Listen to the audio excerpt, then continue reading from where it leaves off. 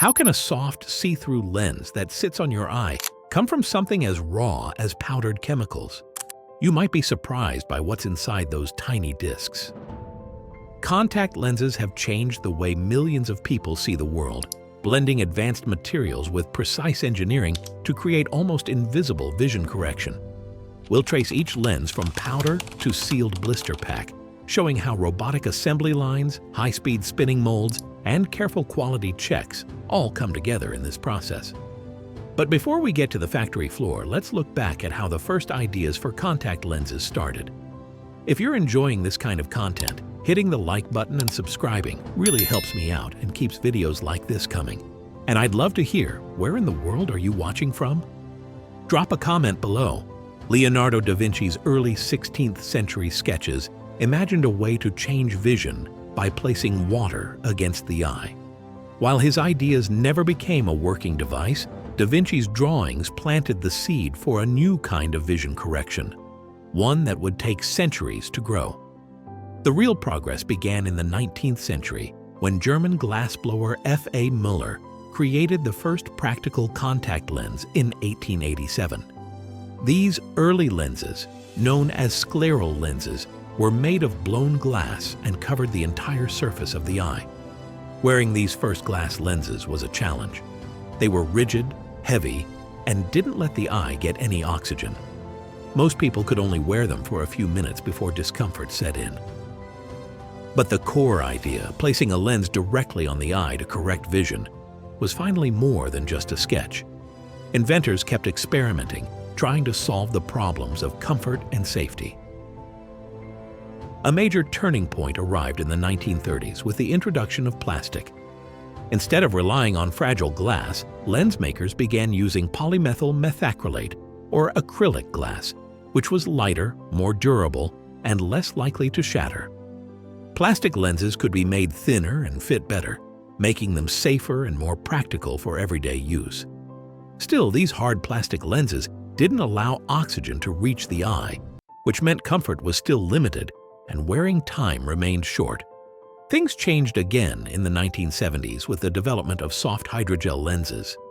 Hydrogels are special plastics that absorb water, making the lens flexible and allowing more oxygen to pass through to the eye. This was a breakthrough for comfort and safety.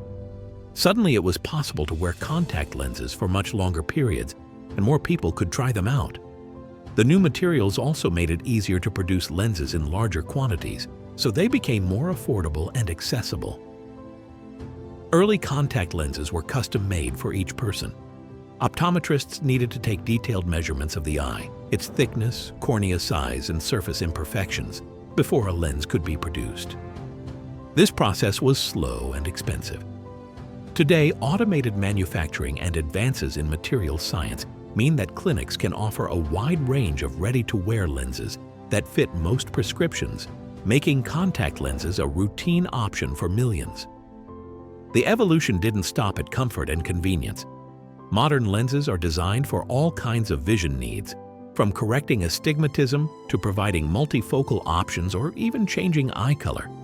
Silicone hydrogels, which came after the first hydrogel lenses, offer even better oxygen permeability and durability, helping to keep eyes healthier during extended wear. Picture the difference. The old glass scleral lens was thick, rigid, and uncomfortable, while a modern hydrogel lens is thin, soft, and almost weightless. You can barely feel it on your eye, and it lets your eye breathe.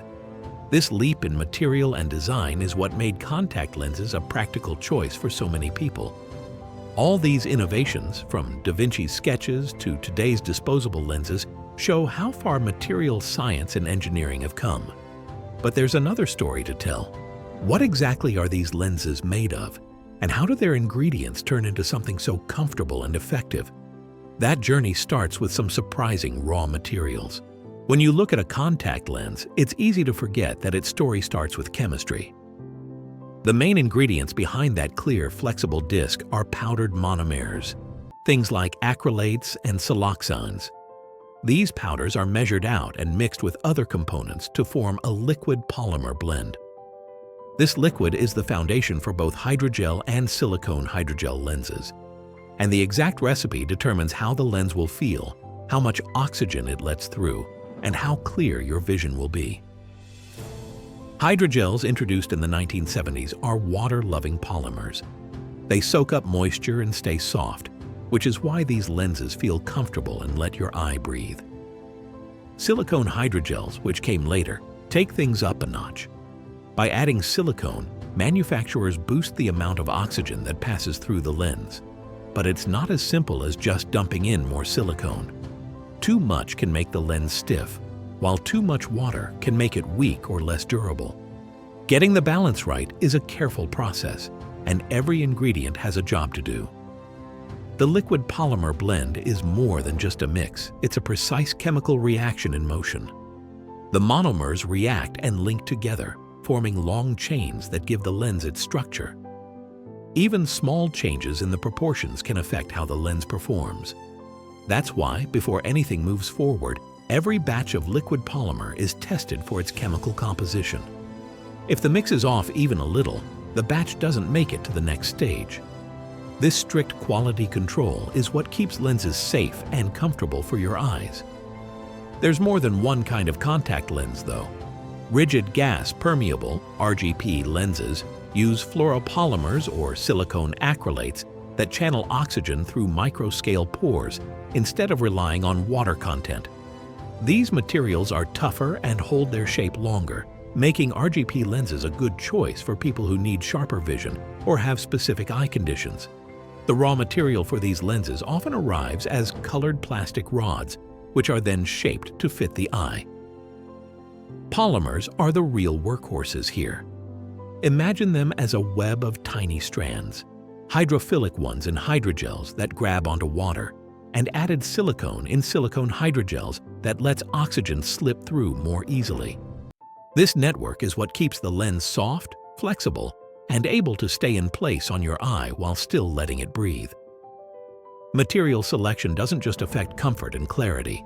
Manufacturers can add features like UV protection or tints for easier handling, all by tweaking the formula before the lens is even formed. Some lenses are made to be worn once and tossed, so they're designed for maximum comfort and convenience. Others are built to last for months, so durability and resistance to deposits matter more. All of these choices, what powders go in, how much water is added, how the polymers are linked, set the stage for what comes next. Once the chemistry is right, it's time to turn that liquid blend into a perfectly shaped lens.